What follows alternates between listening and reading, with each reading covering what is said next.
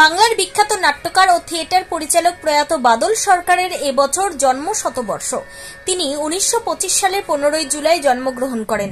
তিনি third theatre নামক এক ভিন্ন ধরনের নাট্যচর্চার জন্য আমাদের সকলের কাছে পরিচিত।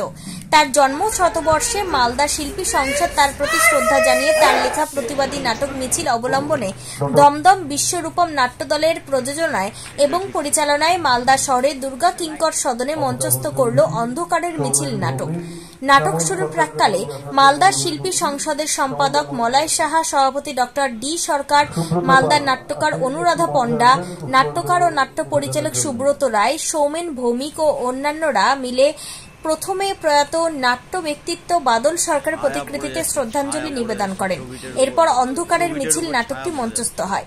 এই নাটকটি প্রয়াত নাট্যকার বাদল সরকারের থার্ড থিয়েটার ধারার একটি গুরুত্বপূর্ণ উদাহরণ।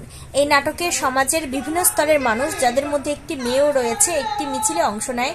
নাটকটি নারী পুরুষ সম্পর্ক এবং পুরুষতান্ত্রিক সমাজের প্রেক্ষাপটে নারীর পরাধীনতার বিষয়টিও তুলে ধরে।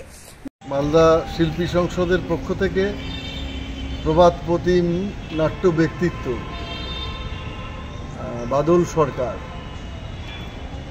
তাকে শ্রদ্ধা জানিয়ে একটি নাট্য সন্ধ্যা মালদা কলেজ অডিটোরিয়াম দুর্গা কিঙ্কর সদনে আমরা অনুষ্ঠিত করছি। এবারে শ্রদ্ধেয় বাদল সরকারের 100তম জন্মবর্ষ। বাদল সরকার আমাদের এই বাংলার নাট্য জগতের একজন অন্যতম ব্যক্তিত্ব।